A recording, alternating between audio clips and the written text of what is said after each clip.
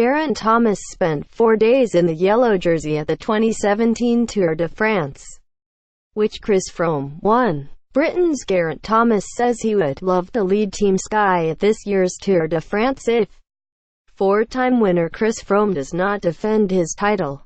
Thomas, 31, is riding Paris-Roubaix on Sunday to prepare for Stage 9 of the Tour, which features the same cobbles. It is unclear if Froome will ride the Tour as he seeks to explain his adverse test for asthma drug salbutamol. "I have the mindset of going to the Tour to get the best result possible," Thomas told 5 Live's Bespoke podcast. "What will be with the rest of it? With Froome, it's just about trying to put that to the back of my mind." Quote, the Welshman reiterated his aim of being in the best shape possible when the Tour starts on the 7th of July. Team Sky have had a lot of success in the Tour recently, winning 5 of the last 6, so it would be an incredible honor to lead the team. He added, Team Sky leader Froome has to explain to cycling's world governing body, the UCI, how he returned double the allowed level of salbutamol in his urine during his Vuelta a España victory in September. The 32-year-old is permitted to race while he presents his case and is targeting a 3rd straight Grand Tour win at the Giro d'Italia in May before a possible bid for a 5th Tour title.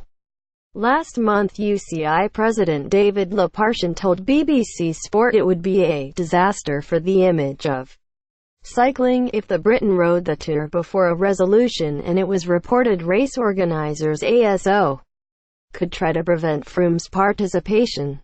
Froome told BBC Sport in February he was prepared to race both the Giro and Tour even if his case remained unresolved. "I miss the classics." Belgium's Greg van Avermaet will try to defend his Paris-Roubaix title on Sunday.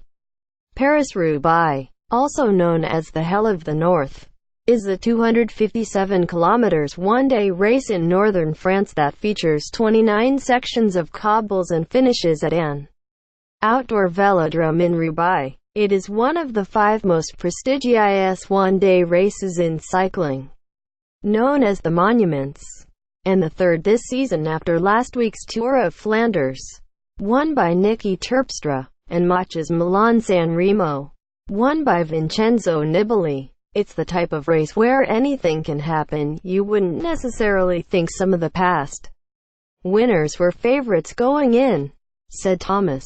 "It's all to play for, and we've got a strong team anyway, so I'll be there to help the guys out, and obviously if an opportunity came along, then I would love to take it."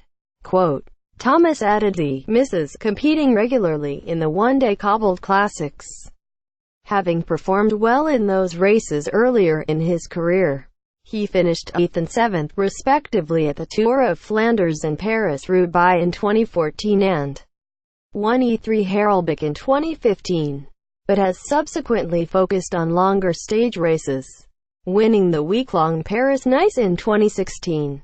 "I do miss it, but at the same time I want to just concentrate on the one thing, just be world class at one thing rather than having to do a bit of everything," he said. "There is still a lot of time to go back to the classics. I'll have a couple more years stage racing and go back into a full-blown classic season hopefully." Thomas said it would be a dream to win a Grand Tour title before returning to one-day races after the amazing feeling of wearing the leader's yellow jersey for 4 days at last year's Tour. "I want to see how far I can take that, whether that's a top 10 finish or winning one.